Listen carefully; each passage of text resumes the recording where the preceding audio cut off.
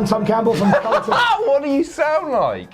Sound like a man who's swallowed a massive bag of nails, mate. You got too excited for all the rest holds during Randy Orton versus Kofi Kingston, didn't you? I heard you yelling from home. Could not stop popping. This is awesome.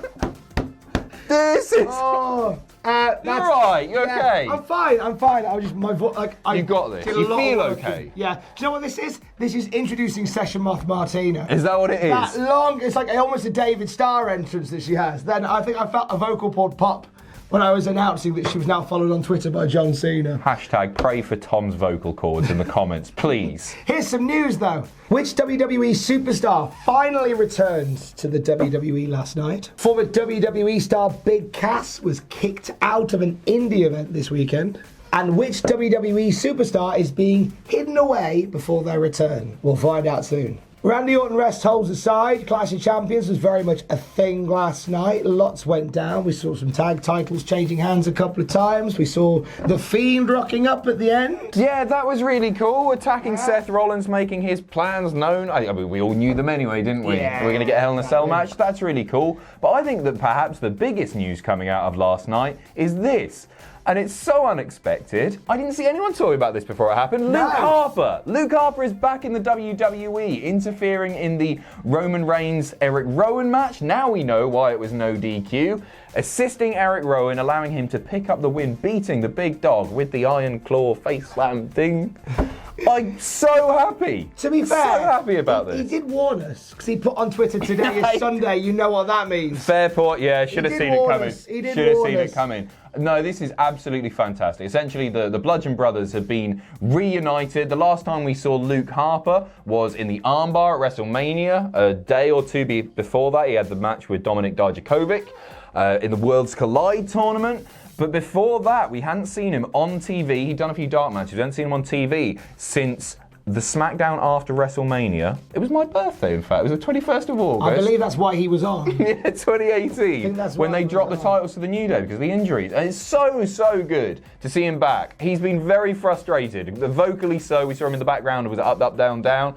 Where it's like, can I get booked, guys? It was actually back in April on Twitter where he was seen to be asking for his release from the WWE. Of course. He was just like such a talented guy. There's a YouTube video, and I can't remember the promotion for. I want to say CCW, I might be wrong, and it's basically Jon Moxley versus Luke Harper from many years ago. And it's a fabulous match, and he's got even better since then. So I'm really excited to see him actually now back. I don't know what I like this. I don't want to see the Bludgeon Brothers again As those characters. No, I don't think we will. Because he came out and he just looked like grubby, and he was just Luke Harper. Luke Harper. Yeah, but no, I think this is great, and this is all sort of worked out quite nicely. Like the Roman Reigns storyline of who's trying to kill Roman Reigns has been so convoluted and all over the place. I'm actually willing to forgive all of that if this is if it was Luke Harper, because he doesn't get booked. Yeah, fair. It's good to see him back. It's very, very good to see him back. I don't want to see a tag match set up like Roman Reigns where he just beats them. I hope Roman moves on. I hope someone attacks Roman Reigns. Someone else attacks Roman Reigns on Tuesday. Oh, no! Let them move on. Let them go for the tag titles in a sort of new version of the Bludgeon Brothers without the hammers and nonsense. This is a welcome back, Luke, truly. I thought you were going to be like, so Luke was behind it, so Roman goes, well, thank goodness that mystery is solved. More scaffolding falls on him. No. No, that can be done with. I just don't want to see Roman batter the guy who's just come back. No. Leave Luke alone. Leave Luke alone. Is it cold in here? It's a hat trick. He's going to do it. He's gonna make it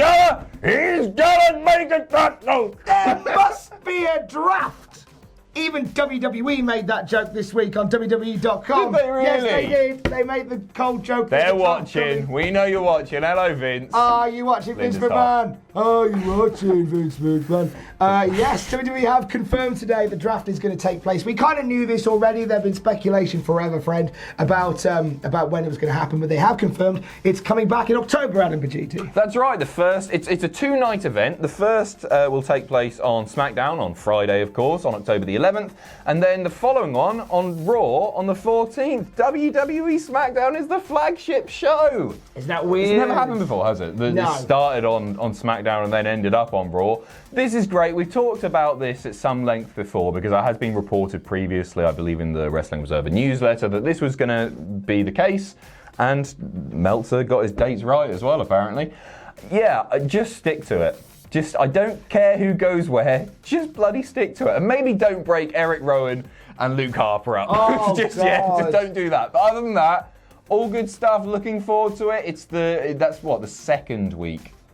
Yes, it is. So they've got the big debut episode, then the second week. So we're going to see the first one being all of the nostalgic acts. I think that's it. I think we talked about this last week, and I kind of like the idea of it not being in the first week, because I don't want the first week of a brand new era to be admin. Sure. Let's put out some legends, some specials, and let's do that. Trish Stratus's been added to that one, by the way. Yes, it'll be good to see. Quite exciting. Yeah, it's not just the. It's not just the wrestlers that are being drafted, as we've been talking about quite a bit on the podcast as well. The commentary team is being very much tidied up. There's talk about two-man commentary booths coming back, two-person commentary booths coming back. I apologise. I'd be good with that. Oh, Jesus Two people as opposed to 3 or 4 or 5. That'd be nice and neat, wouldn't it? I like that. Who would you put where? Okay, I think we put Todd Pettingill and Gene Okerlund on SmackDown. I like it. And I want to put Gorilla Monsoon and Bobby Heenan on Raw. If you'd said anyone other than Bobby Heenan you hesitated after Gorilla Monsoon. I think you go, Bobby Heenan, Gorilla Monsoon and Steve Mongo McMichael. I was contemplating saying Mark Madden for the Bants, and I thought, you know what? Not even in Bant territory can I split up Monsoon and Heenan. No, seems very, very wrong. Disgraceful. Looking forward to the draft. I like a draft. It's a shame it's coming so soon after a draft or a shake-up. This is different. We've had a shake-up. Now we're having a draft. Cheers, Vince. The wild card rule, an embarrassment that will be joked about for years to come. It's just great list content for us. We got the next 10 years sorted. Bollocks WWE ideas. What happened to every wild card entrant on Raw between 2019 onwards? So there was an altercation over the weekend at a WrestlePro show between former WWE superstar Big Cass and Joey Janela. That's right, there's a lot to get through here, so I'm going to be consulting my notes, but essentially the report is from the Wrestling Observer Radio that Big Cass showed up at the show in a belligerent state. He threatened and may have also slapped Joey Janela after confronting him about the Enzo incident that happened a few weeks ago at the Blink 182 concert. And then he claimed that a sweater had been stolen from him, and he was accusing various people in the locker room. This all culminated with Pat Buck, who is soon to be joining WWE as a producer, knocking him out, apparently. Knocked him to the floor with a punch. And then Big Cass spoke to the police outside and ended up being taken to hospital in an ambulance. Now, Big Cass has been very open about the various issues that he has faced with regards to alcoholism, with regards to mental health difficulties, and it all seemed like things were really, really on the up. So I'm not going to joke about anything that happened here. This is really concerning because Cass seemed to be in a very good way.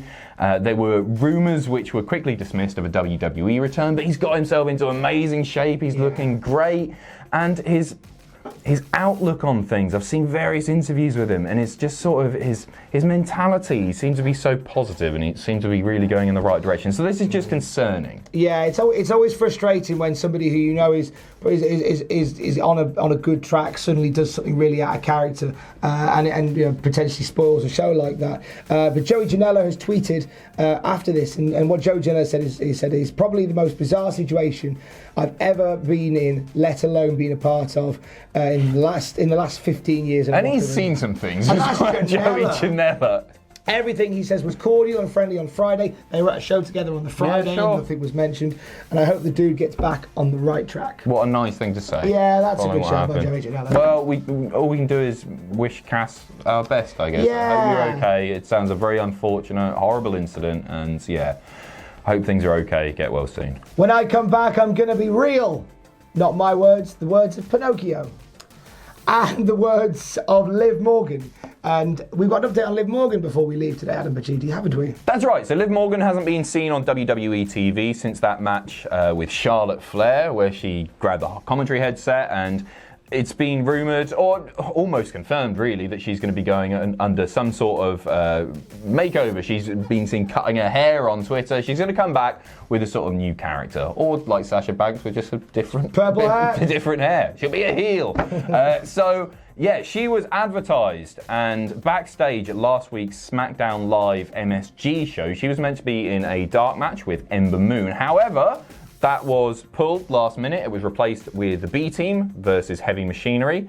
And the reason for this is WWE are wanting to keep her hidden away. I mean, it's a fairly obvious thing to do, but it's something that in the past, they haven't done. Like, we've seen people pop up in dark matches before they make big returns. I don't want to see leaked pictures of a character. I want it to be a surprise. I think that's what they're thinking, is that every time you put out a new character it could be a dark match. Dark matches aren't really dark matches anymore. Not with the internet. No, everyone's got internet, everyone's got mobile phones. So like, if she'd had that match, we'd have already had a picture up there showing that's what she looks like, that's a new character.